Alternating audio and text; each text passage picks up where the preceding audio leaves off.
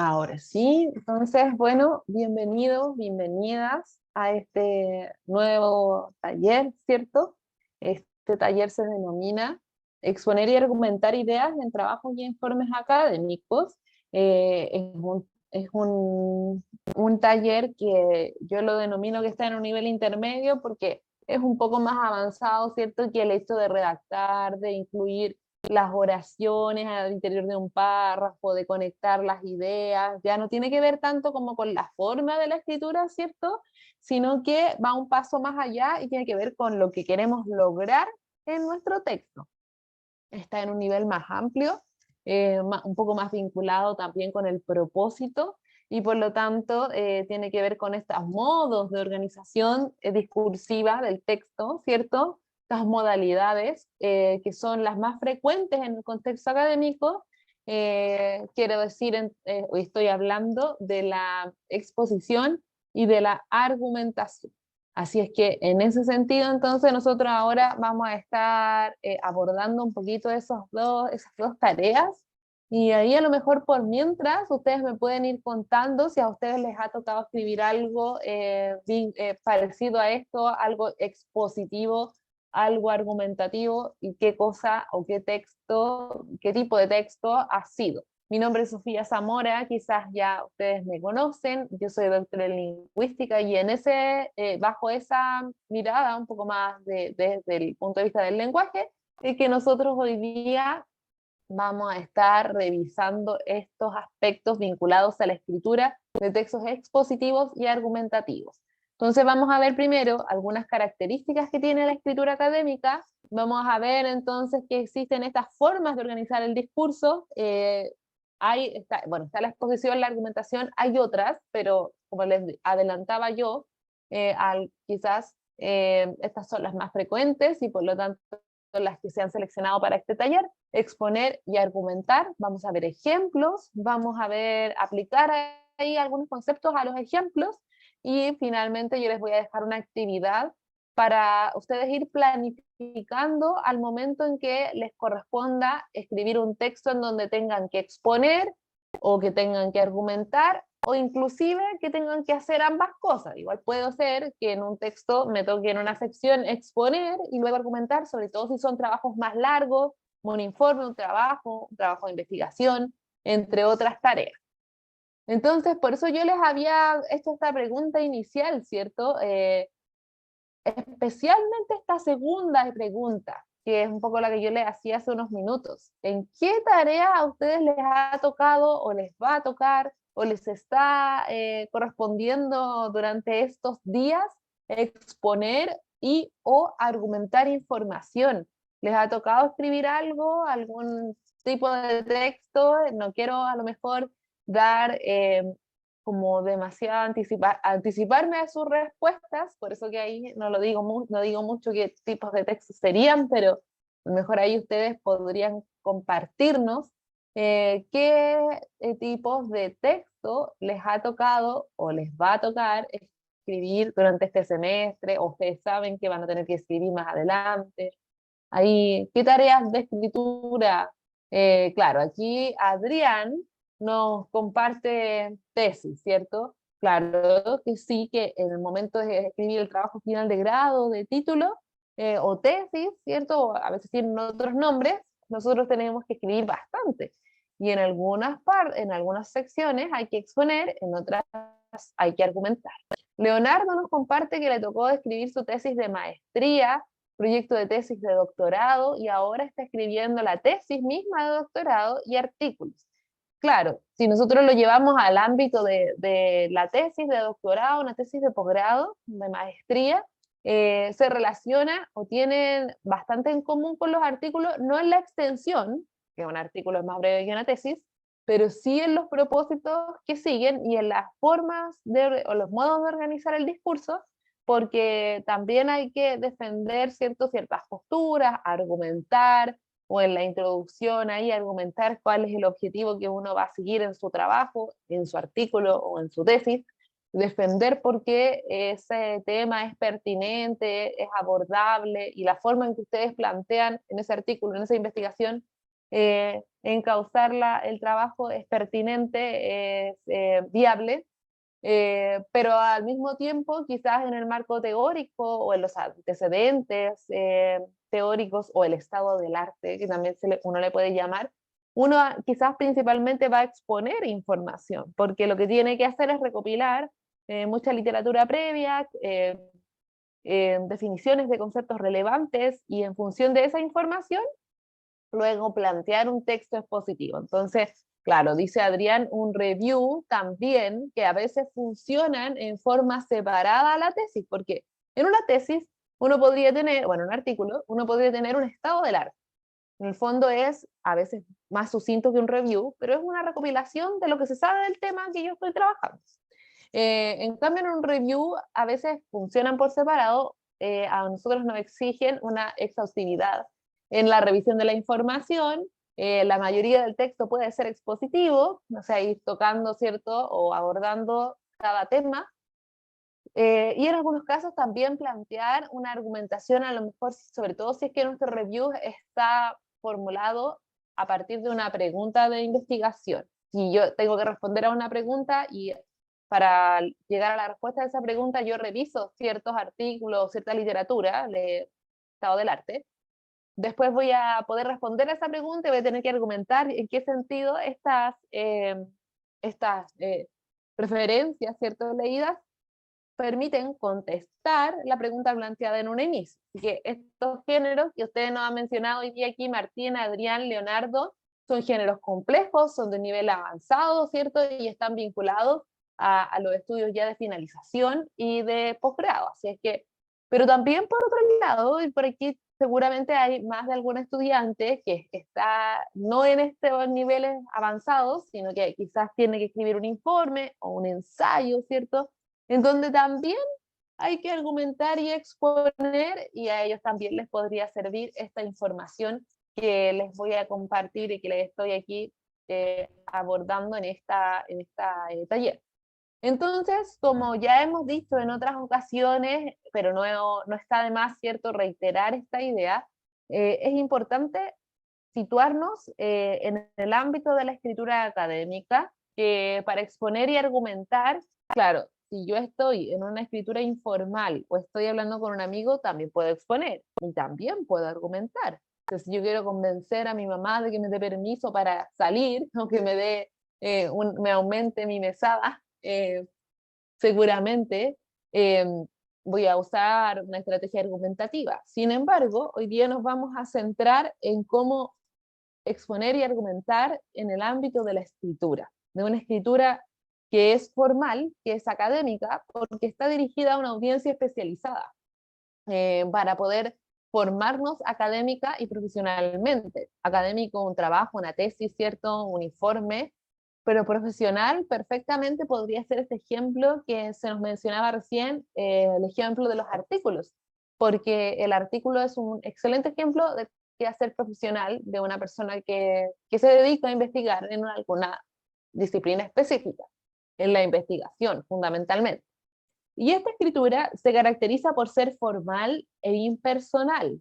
Y en ese sentido, entonces, nosotros nos vamos a ceñir a esas rigurosidades que tiene esta escritura, y por lo mismo tiene una organización que es bastante estable. Eso nos genera a nosotros una ventaja, que es que nosotros podemos identificar las características de esa escritura estable y poder irlas replicando. O sea, si nosotros hemos leído para un review varios artículos, podríamos darnos cuenta de que los artículos se parecen en la forma en la que están escritos. Si bien pueden abordar temas distintos, objetivos distintos, métodos distintos, que el contenido sea distinto, las estructuras pueden ser bastante estables y por lo tanto nosotros podemos usar esa estabilidad a nuestro favor y reconocer cómo se escriben, y a partir de ello nosotros ir replicándolo en nuestra propia escritura. Por eso es que muchos profesores recomiendan a sus estudiantes leer otras tesis o leer otros trabajos de otros estudiantes que hayan aprobado, que hayan sido, que se puedan tomar como ejemplo, o si quiero publicar un artículo, leer otros artículos para a partir de esa lectura identificar las estructuras, la forma en la que se organiza la información. Y por último, también la escritura académica se caracteriza por tener una alta presencia de terminología especializada, o sea, muchos términos propios de la disciplina. Aquí hay algunos géneros, ¿cierto? Que nosotros ya los habíamos mencionado. Los que no habíamos mencionado quizás puede ser una reseña de un libro, de una obra, o de una obra no literaria necesariamente. Una bitácora también, bueno, un libro incluso, entre otros géneros. Y la relevancia que tiene esta escritura académica es que nos permite construir y acreditar el conocimiento. O sea, mediante esta escritura nosotros demostramos a otros que sabemos, o sea, que podemos ser considerados como idóneos para ser parte de nuestra disciplina. En ese sentido, entonces, muchos de estos textos se convierten en ritos de iniciación, una tesis, un rito de iniciación. El primer artículo que publicamos quizás también como una forma de acreditar que podemos o que hemos alcanzado un cierto dominio en las prácticas de escritura de nuestra área.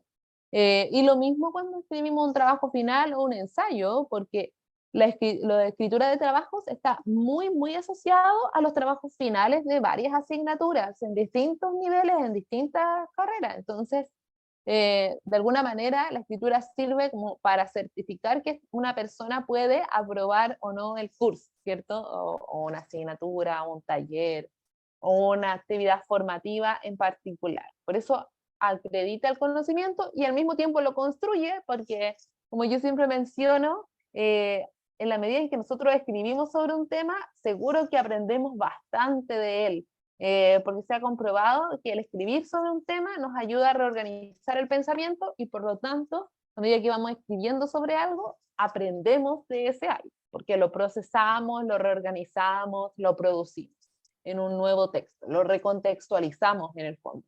Lo tomamos de una fuente, muchas veces, o de varias fuentes, y lo llevamos a nuestra propia escritura, nuestra propia forma de dar a conocer el conocimiento, las ideas.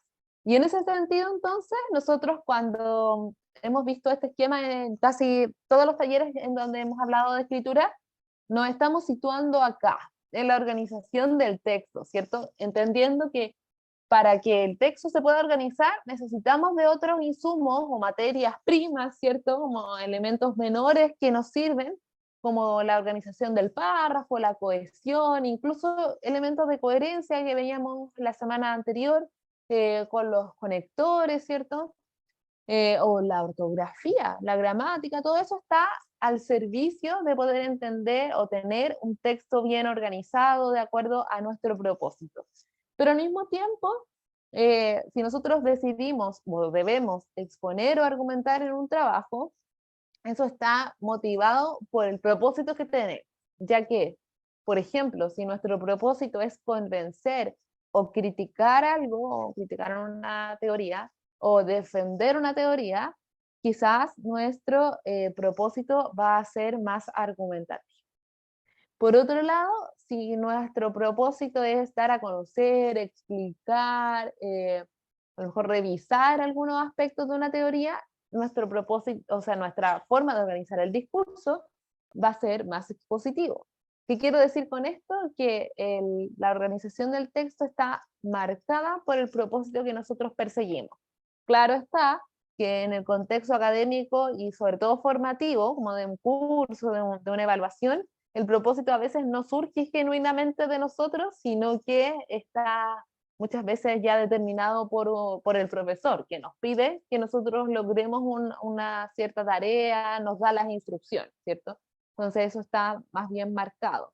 Pero cuando uno escribe un artículo, el propósito ya es más personal, es más propio. Mientras más compleja es la escritura, más propio es el propósito, o sea, más individual, ¿cierto? De quien lo escribe, y menos dado por un tercero, en este caso el profesor. Entonces, ¿para qué nos sirve identificar la organización discursiva de un texto? O sea, en el fondo, si sabemos cuál es el propósito, ¿por qué es importante detenernos en esto de exponer o de argumentar o incluso de narrar? Nos sirve porque eso es lo que le otorga el hilo conductor al texto, o sea, nos plantea la pauta de la manera en que se va a ordenar el contenido del texto. para poder cumplir con su propósito. O sea, si yo quiero demostrar una idea o defender una teoría, y para eso voy a usar la argumentación, entonces ahí voy a llevar a cabo una estructura argumentativa en mi texto. Quizás voy a tener una postura o una tesis y luego argumentos que la respalden.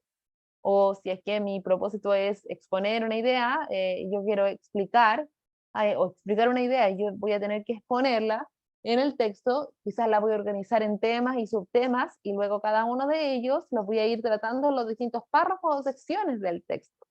En ese sentido, entonces, identificar este modo nos ayuda a darle una coherencia global al texto, e inclusive cuando los textos son muy largos, como las tesis que tienen bastantes páginas, que cada uno de ellos dialogue entre sí y siga ahí hasta llegar a la conclusión, ¿cierto? Que pueda seguir un hilo conductor. ¿Y qué formas? Hay más que estas, pero las más básicas son exponer, argumentar, narrar. Narrar, como les decía, quizás a veces en las metodologías uno podría, en un artículo, ¿cierto? En una tesis, uno podría narrar un poquito, contar un poco cómo se hizo el experimento, cómo nos acercamos a los participantes.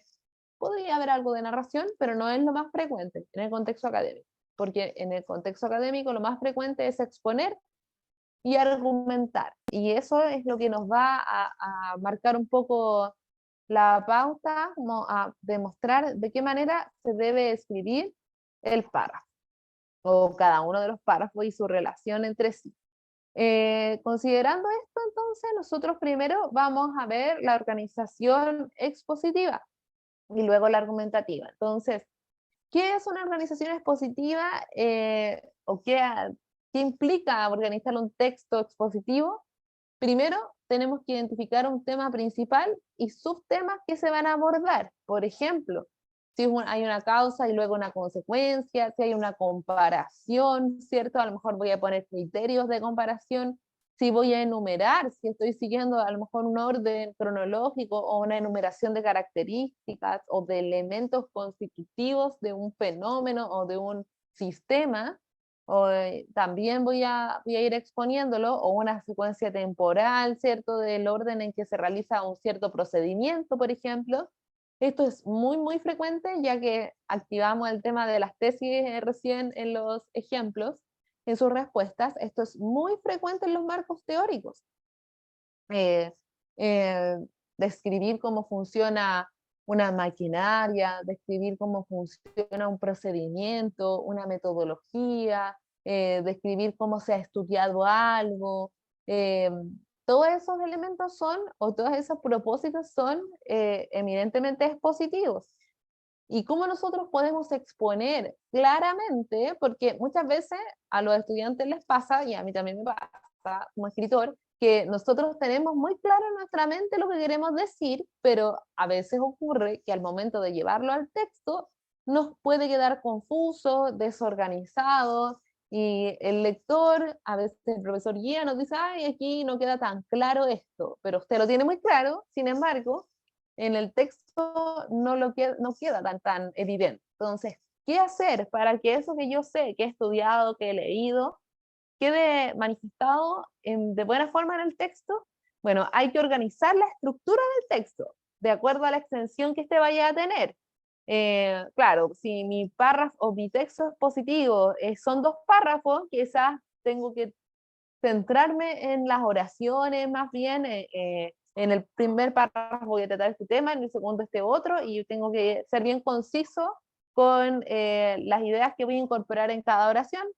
Sin embargo, si mi texto es más largo y tiene más páginas, tiene 2 páginas, quizás ahí ya puedo ir pensando en cuántos párrafos voy a dedicar a un tema, cuántos párrafos voy a dedicar al subtema, e inclusive si mi trabajo es largo, como un review o como un marco teórico o estado del arte, quizás yo voy a incluir subtítulos. Entonces me voy a dar cuenta de que hay varios temas que voy a tratar y los voy a poner como subtítulos. Y en ese sentido, entonces, quizá incluso en algunos marcos teóricos nosotros tenemos pequeños, como distintos niveles de subtítulos.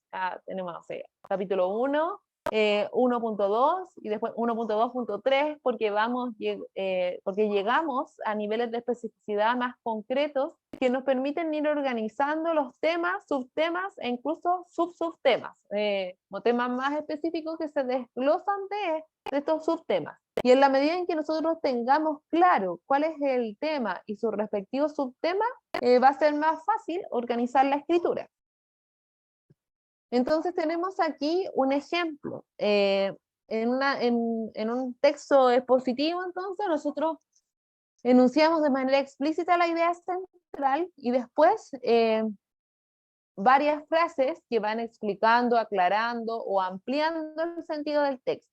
Por ejemplo, tenemos aquí, voy a ir acá porque está pintado, ¿cierto? Nuestro ejemplo, la idea central dice, comer es una necesidad tan básica que todas las sociedades desde la más remota antigüedad han procurado satisfacerla a toda costa. Y en este párrafo entonces se dice la idea central al comienzo, ¿cierto? Se identifica el tema del párrafo y luego, a partir de esta idea central, surge una consecuencia, algo que se desprende de la idea anterior, y dice así, o sea, considerando lo anterior, surgieron diversas culturas alimentarias basadas en siglos de experimentación práctica, que dieron lugar a unas normas transmitidas de generación en generación y a la utilización de alimentos que su entorno producía. Entonces, esta idea permite complementar, ampliar, claro, e incluso ahí llevarlo a un ámbito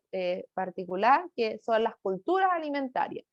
O sea, desde la necesidad básica de comer, pasamos a las culturas alimentarias. Y esto es muy importante, hay algo muy importante acá, que yo les quiero recomendar, que es el uso de conectores. Aquí es una sola palabra, así, no ocupa más que 3 caracteres, pero es importante que nosotros vinculemos las ideas porque así equivale a de esa manera, o en ese sentido. Entonces, si nosotros somos capaces de establecer cuál es el vínculo entre ambas ideas, podemos traspasar al lector la forma en la que nosotros relacionamos las ideas. Entonces es importante usar conectores.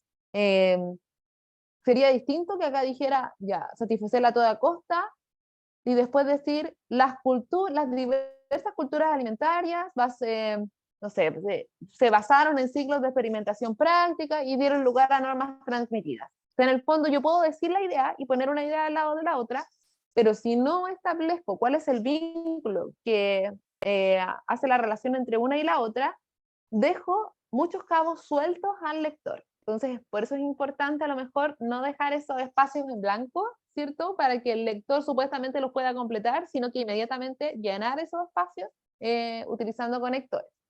Y acá hay otra oración que complementa el tema del texto y dice, nuestra famosa dieta mediterránea, claro, que es un ejemplo de lo anterior, una cultura alimentaria, es un producto exitoso de una cultura mediterránea, ¿cierto? Un clima y una tierra privilegiados. Aquí podría haber un conector, pero al parecer aquí quien lo escribe, a lo mejor considera que no es necesario porque queda bien explícito que aquí es cultura y esto es un caso de cultura, pero acá podría decir perfectamente, por ejemplo, nuestra famosa dieta mediterránea es un producto exitoso de una cultura, ¿ya? No quiere decir que usarlo o no usarlo esté bien o mal, pero hay ciertas ideas en donde va a ser más importante poner la relación y otras en donde a lo mejor a partir de la lectura misma eso va a quedar implícito, puede quedar ahí a juicio de quien lo está leyendo. Lo que sí no debería hacerse nunca es poner solo oración tras oración y no utilizar nunca conectores. Ahí, claro, uno suele sugerir, recomendar que añadan más conectores al texto. ¿Cómo exponer información entonces? Acá tenemos algunos consejos, por ejemplo, el uso de expresiones distributivas como por una parte, por otra parte, por un lado, por otro lado, ¿cierto? Me ayudan a ir ordenando la información. Esto, aquello, esto, aquello. Un error frecuente cuando nosotros usamos estas expresiones es que a veces utilizamos solo una. por ejemplo, muy frecuente que los estudiantes o que los escritores utilicen la expresión por otro lado. Hay una idea y después dicen por otro lado o por otra parte, y en el fondo quedó en el aire cuál había sido la primera parte. Entonces quizás sería conveniente siempre marcar cuál es una parte y luego cuál es la otra parte, cuál es el primer lugar y luego cuál es el segundo lugar. Estos conectores para tratar determinados subtemas ordenan el texto, ¿cierto? Como veíamos recién que eran las distintas flechitas que se bifurcaban como los caminos, aquí también. O sea, la idea es no marcar solo un camino y el otro que quede a juicio de quien lo está leyendo, es marcar todos, en el fondo orientar bien cuáles son los subtemas que se tratan en el texto. Si en el fondo cuando usamos por otra parte, lo que hacemos es mostrar que aquí viene, hola, aquí viene un subtema, pero ¿por qué no marcó antes el primer subtema? Entonces, esa es mi recomendación, que marquen los subtemas utilizando estas expresiones distributivas, que no son más que conectores, son cortitos y ayudan mucho a que la otra persona entienda lo que usted quería expresar en el texto. Como dice acá, el uso de estos conectores permite organizar la información, facilita la lectura de la otra persona, entendiendo siempre que la otra persona, nosotros tenemos que siempre pensar que la otra persona no necesariamente va a leer acuciosamente el texto o dispone de mucho tiempo para leer nuestro texto o para detenerse a pensar qué habrá querido decir el estudiante con este texto, sino que el texto debe ser lo más claro y sencillo de leer posible. O sea, en el fondo, dar todas las ayudas para que el lector pueda entender lo que nosotros queríamos decir, facilitar la comprensión de la otra persona que va a leer el texto, que en los contextos académicos muchas veces es un profesor que no está evaluado. Por otro lado, entonces tenemos la organización argumentativa, ¿cierto? La argumentación tiene ahí otra estructura. ¿Y qué debemos hacer para eso? Bueno, hay un tema, claro, para exponer también partimos de un tema, pero acá no es solamente un tema, sino que es un tema y una postura.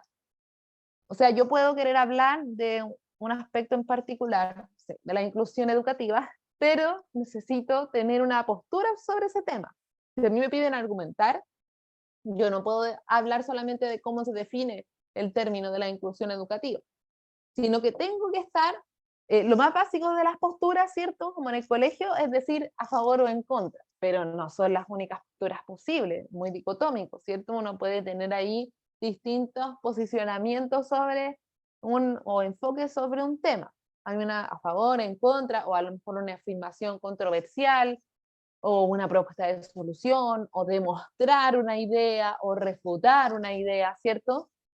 Y esa postura que ustedes tienen, se tiene que sustentar en base a argumentos, ¿cierto?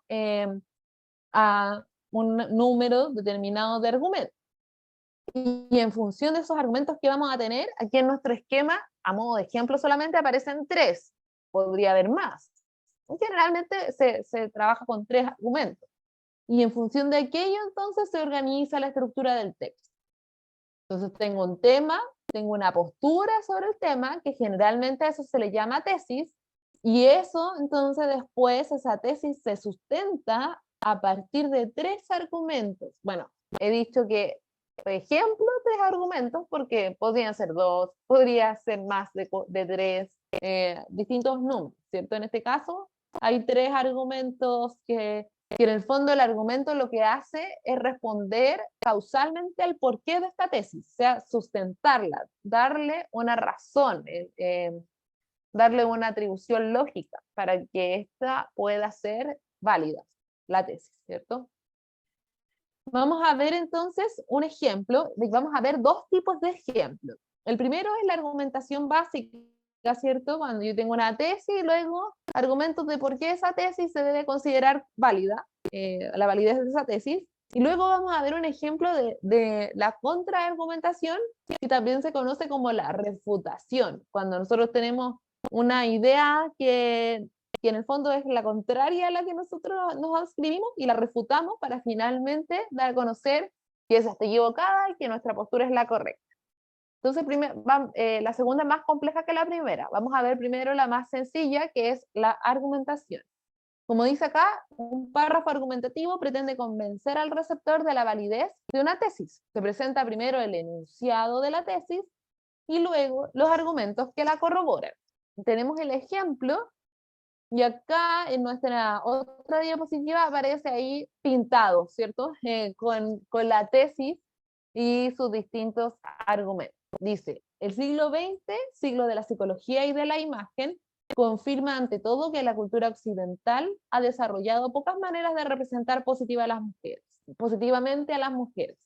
Ya, ahí hay una afirmación. Bueno, podríamos hablar que el tema es la representación de las mujeres en la cultura occidental, pero ¿cuál es la postura acerca de este tema? Probablemente que en este siglo, que en el pasado siglo XX, hubo pocas o se desarrollaron pocas maneras de desarrollarla o de representar a la mujer de manera positiva. O sea, ahí ya hay una postura.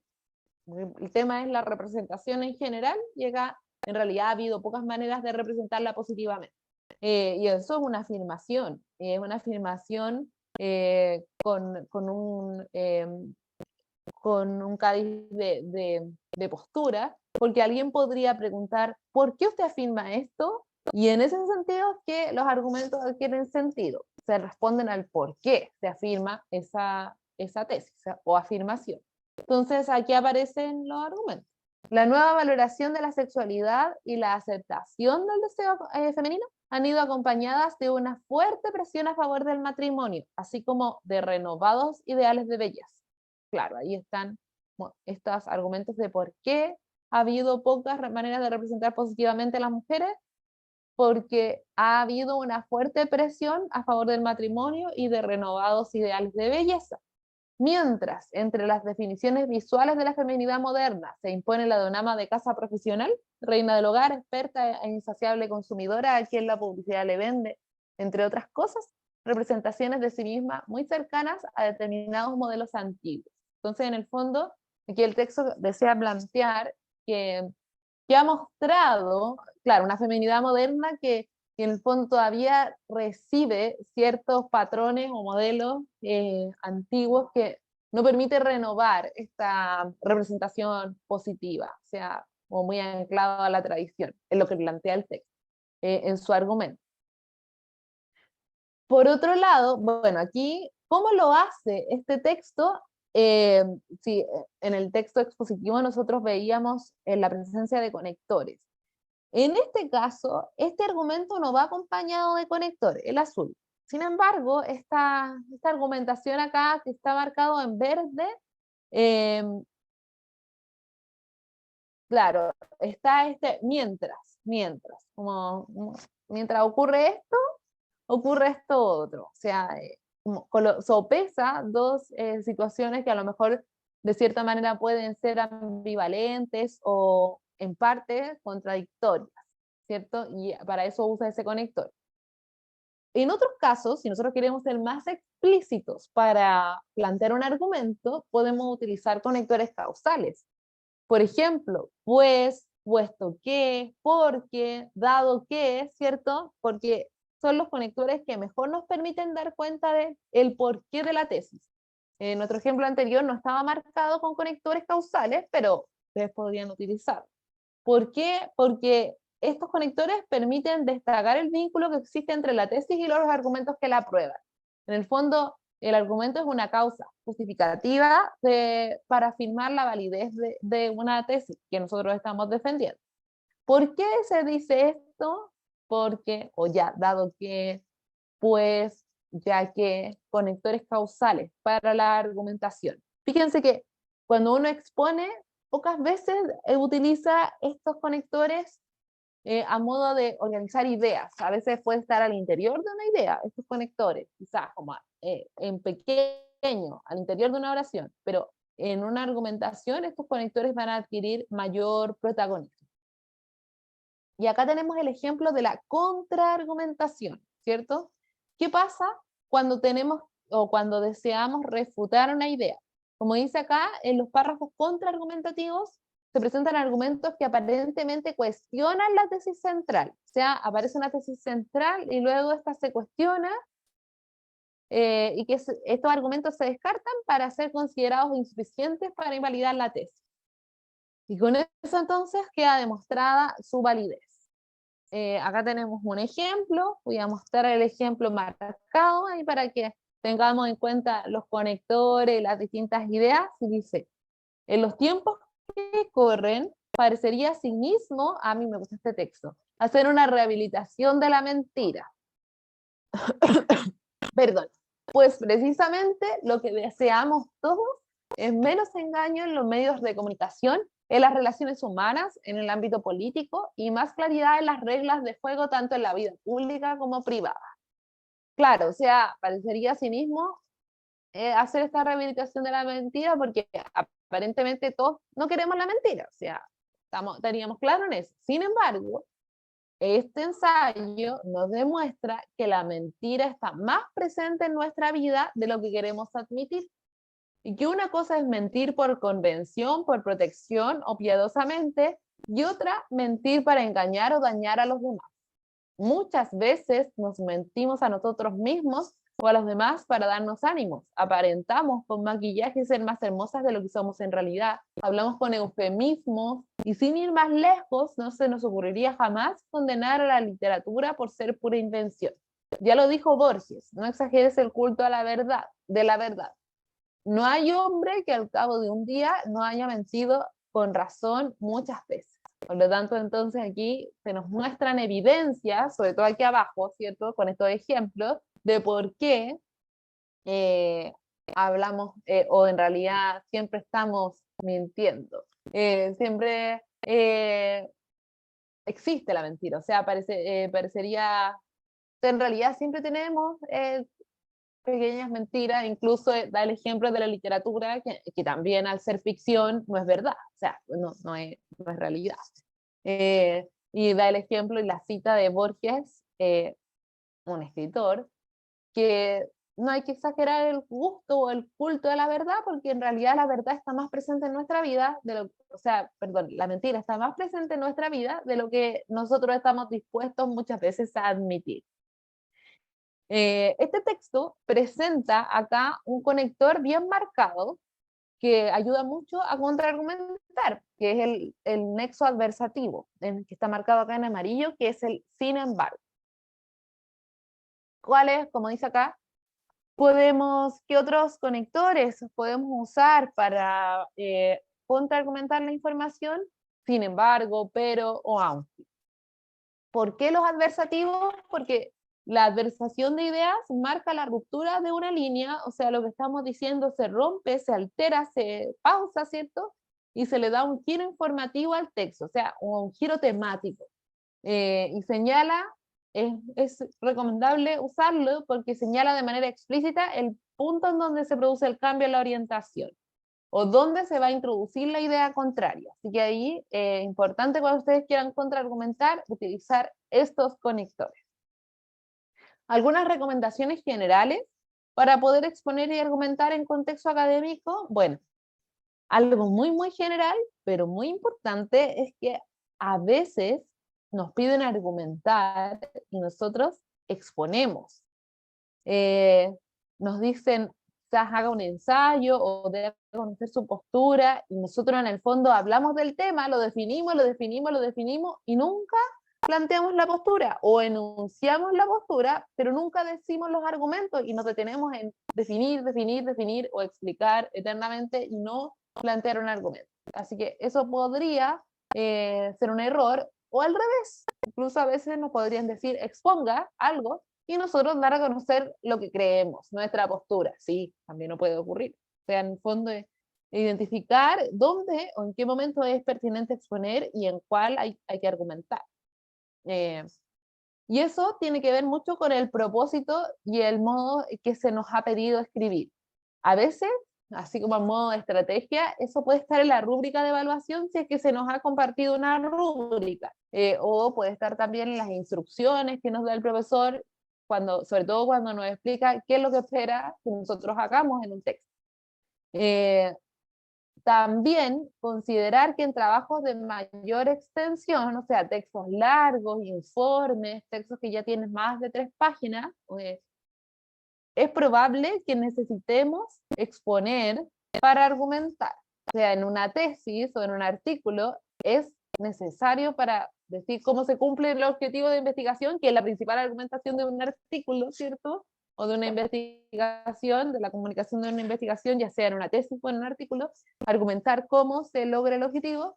Antes de eso es necesario exponer. O sea, es necesario haber a lo mejor algo tan básico como las definiciones en el estado del arte. O sea, cuando el texto es largo, antes de argumentar es necesario exponer. O inclusive en un texto corto, como un ensayo de 2 páginas, quizás sirve a modo de contextualización que en el primer párrafo uno provea de algunas definiciones. Ahora, no hay que exagerar con esa exposición previa, porque si tengo 2 páginas, quizás un párrafo puede ser de exponer y luego ya dar foco, énfasis a la argumentación.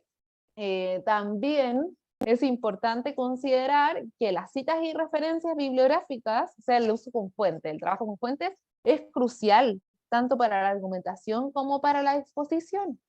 Cuando yo expongo ideas, muchas de esas exposiciones de ideas no provienen de mí, sino que provienen de lo que yo he leído en otros textos, o la definición de un concepto viene de una teoría, y esa teoría está publicada, entonces hay que citar o referenciar, ¿cierto? Hacer mención a la fuente.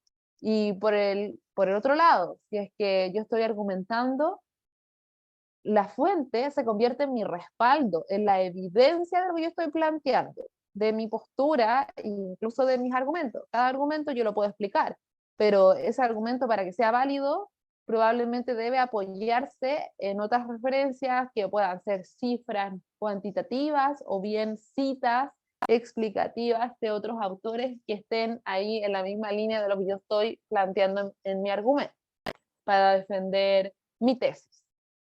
Entonces, nosotros acá, yo les voy a compartir este enlace que está aquí, con el objetivo de que, no lo vamos a hacer ahora, pero que ustedes después, al momento en que tengan que exponer o argumentar alguna idea, en un trabajo escrito, puedan utilizar este cuadro a modo de planificación del texto. Entonces imaginemos que nosotros tenemos que hacer un trabajo de investigación o un estado del arte. Vamos a hablar, ya que hemos hablado de estado del arte hoy día, ya tengo que hacer un pequeño estado del arte. O sea, yo he visto muchos profesores guía de tesis que ocupan al menos estas dos columnas para planificar el estado del arte. Mi profesor guía, cuando yo hice mi tesis, me decía, haz tu layout, claro, el esquema de los temas y subtemas que voy a abordar en el marco teórico. Mientras más larga la decís, más temas y subtemas. O a veces pasa que uno tiene muchos subtemas y el profesor me puede decir, no, en realidad esto no es tan atingente, va a quedar muy largo, ahí pueden haber algunos ajustes. Pero para planificar después la escritura misma, uno puede decir, ya, este es el tema, puede haber más de un tema, si es que la tesis es larga, ahí habrá subtemas relacionados, supongamos que este es capítulo 2, este sería 2.1, 2.2, 2.3, si es que es una tesis, o si es un texto más corto, ya no tendría esos subtítulos ni números.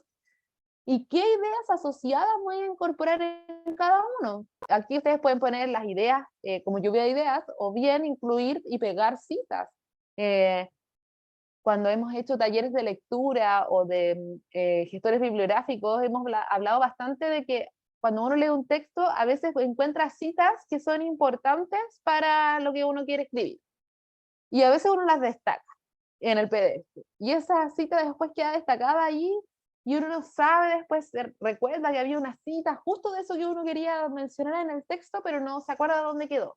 Entonces yo les recomiendo que esas citas las copien y las peguen. Hay estudiantes que comentan que tienen un Word con citas y las tienen ahí como una lluvia de ideas, pero de citas. También es una opción, acá las pueden pegar de manera más organizada con los subtemas que van a tratar en el texto. O si no son citas, pueden ser los autores, tal autor, tal artículo, no sé, González 2010, por decir por mencionar alguno, ¿cierto? Y uno ir poniendo qué va a tratar en cada tema.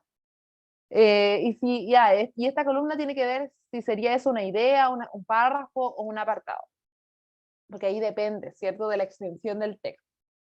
Y si ustedes quieren argumentar más o menos en la misma línea, ¿cuál es mi tema? Lo primero que tengo que saber cuál es mi tema. ¿Cuál es mi postura sobre el tema? Recuerden que ahí la postura es más bien controversial. ¿Qué creo yo? Y que esa postura tiene que ser controversial. O sea, que puede ser que haya una postura distinta sobre el tema. ¿Y qué argumentos pueden respaldar aquella postura? O sea, ¿por qué usted afirma esta tesis? Por esto, por esto, por esto. O sea, ahí sustento. ¿Qué ideas asociadas? Y ahí lo mismo, si ustedes quieren argumentar, perfectamente aquí pueden poner una cita. Una cita es un muy buen respaldo de un argumento cuando está bien seleccionado.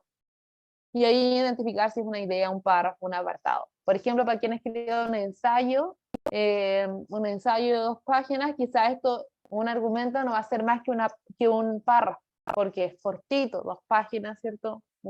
Y tengo 3 argumentos, y dar a conocer la tesis, más la introducción y la conclusión, quizás son párrafos. Pero si es un texto más largo, sería ya un apartado. O si es un texto corto, como solo un párrafo sintético, una síntesis, ahí ya sería una idea solamente. Y algo muy parecido se recomienda o les recomiendo yo ahí como hoja de planificación para cuando uno quiere contraargumentar, con la diferencia que en vez de argumentos se coloca los contraargumentos. Ya aquí algunos ya han ido colocando sus correos. Eso veo en el chat. Bueno, no sé si alguien tiene alguna duda o pregunta sobre este material. Ahí a través del chat pueden colocar sus dudas sobre lo que hemos visto. Así que ahí ustedes, tengo entendido que podrían descargar con el link que les envié. Sí, deberían poder, ¿cierto? Ahí ustedes lo pueden descargar y pueden tener este documento para cuando lo necesiten. Y entonces, considerando eso, en síntesis de lo que hemos hablado hoy día, como siempre, ¿cierto? Si nosotros queremos aprender y aprender a escribir, necesitamos ser estratégicos, porque en el fondo la escritura académica es escritura estratégica, es aprender a optimizar lo que sabemos, lo que estudiamos, nuestras materias primas, ¿cierto? Y utilizarlo adecuadamente en el menor tiempo posible para poder cumplir, ¿cierto?, con todas las cosas que deseamos hacer y cumplir exitosamente, ser exitosos en nuestras tareas. Y para eso, entonces, para poder aprender, la escritura nos puede ayudar mucho. Como yo les dije, cuando uno escribe, aprende. Claro que si yo copio y pego, no voy a aprender mucho. Pero si escribo genuinamente, lo planifico, lo organizo, lo reviso, después de haberlo escrito, claro que me va a ayudar a aprender. Y en ese sentido, estos talleres tienen el foco de poder ayudarlos a comprender qué dimensiones tiene la escritura, y hoy día hemos visto una dimensión específica que son los modos de organizar la información, que específicamente lo expositivo y lo argumentativo, porque en el fondo así nosotros podemos dejar una huella de nuestra intención en el texto, o sea, mostrarle al lector qué es lo que nosotros quisimos decir y hacer un vínculo entre nuestro proceso de escritura y el producto que queda escrito, que es lo que uno sube al aula virtual o que le envía el profesor o que el profesor lee cuando lo imprime o en la pantalla. Así es que en ese sentido yo les he dado ahí algunas orientaciones para estos 2 modos de organización y algunos ejemplos con sus marcadores en la construcción de estos párrafos. Como ya varios de ustedes lo han hecho, quienes deseen recibir la grabación del taller pueden dejar ahí, o han estado dejando sus correos, y vamos a incluir la presentación, el link para que puedan ver la presentación. No sé si alguien tiene alguna duda, alguna pregunta, alguna inquietud que les haya quedado, algo que no haya quedado claro, o algo quizás que quisieran profundizar en el futuro, que se pudiera abordar en un taller de un próximo mes o más adelante. Y por mientras ahí ver si aparecen preguntas, les dejé en el chat una encuesta de evaluación. Ahí también hay un espacio, pues si ustedes quieren ahondar en otras temáticas más adelante, también lo pueden manifestar por ese medio. Eh, y yo espero que este taller haya sido útil para ustedes. Eh, este taller nosotros lo hemos dictado antes, así que yo lo tengo súper probado en términos de tiempo, dura lo que tiene que durar, pero espero que sea útil, que la información es bien sintética, pero profundizando un poco en eso, si ustedes después tienen algo para profundizar en algún material, me pueden escribir, pueden comunicar conmigo, que ahí vamos viendo lo que ustedes requieran. Así que nuevamente ahí espero que esto les sirva cuando tengan que escribir sus textos y cualquier duda me la hacen saber.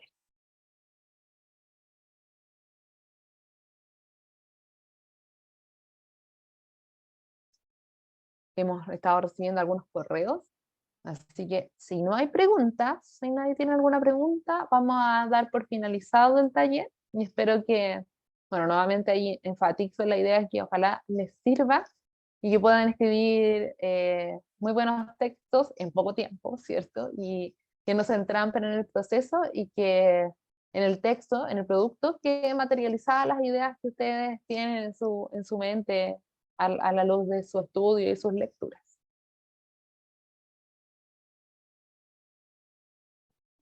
Así que estén muy bien y nos estamos viendo en otro taller. De nada, estén bien.